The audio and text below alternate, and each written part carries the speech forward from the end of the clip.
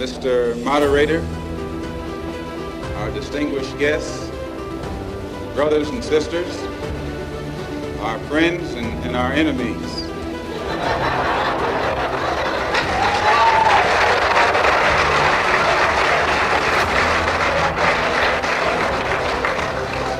Everybody is here. As many of you know, last March,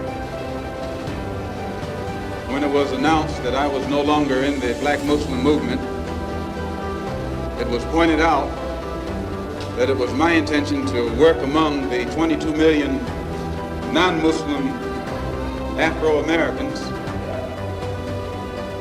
and to try and form some type of organization or create a situation where the young people, our young people, the students and others, could study the problems of our people for a period of time and then come up with a new analysis and give us some new ideas and some new suggestions as to how to approach a problem that too many other people had been playing around with for too long.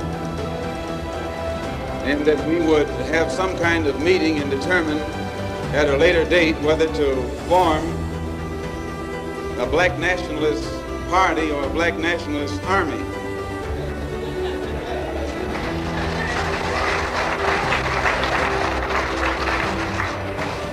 There have been many of our people across the country from all walks of life who have taken it upon themselves to try and pool their ideas and to come up with some kind of solution to the problem that confronts all of our people. And tonight we are here to try and get an understanding of what it is they've come up with. Also, recently, when I was blessed to make a trip or a pilgrimage, a religious pilgrimage to the holy city of Mecca, where I met many people from all over the world, plus spent many weeks in Africa, trying to broaden my own scope and get more of an open mind to look at the problem as it actually is. One of the things that I realized, and I realized this even before going over there, was that our African brothers have gained their independence faster than you and I here in America have. They've also gained recognition and respect as human beings much faster than you and I.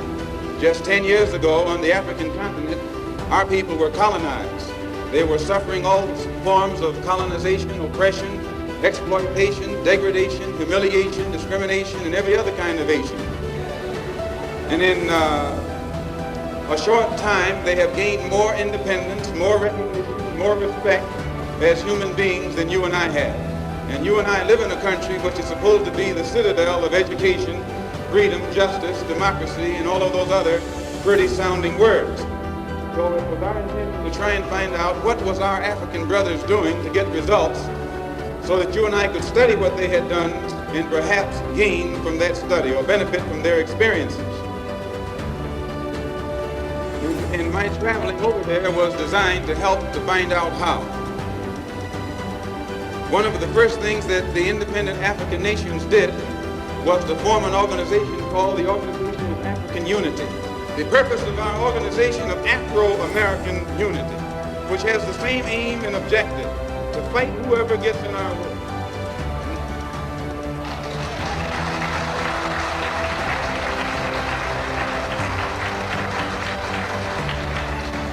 To bring about the complete independence of people of African descent here in the Western Hemisphere, and first here in the United States, and bring about the freedom of these people by any means necessary.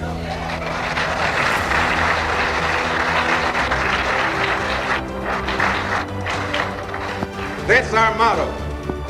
The purpose of our organization is to start right here in Harlem, which has the largest concentration of people of African descent that exists anywhere on this earth. There are more Africans here in Harlem than exist in any city on the African continent, because that's what you and I are, Africans.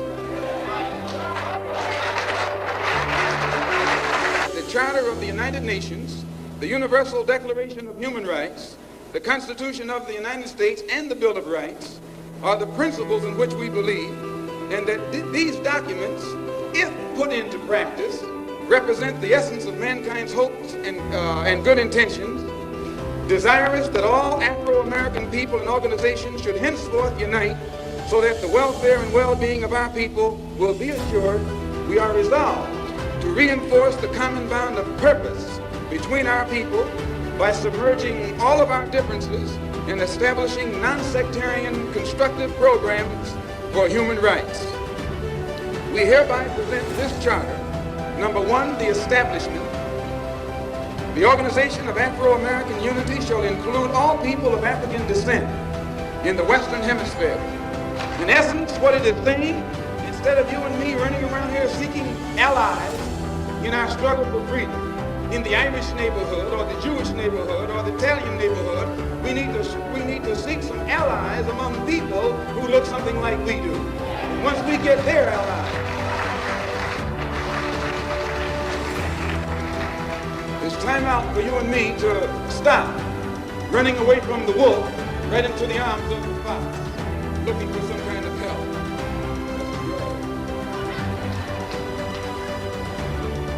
Number two, self-defense.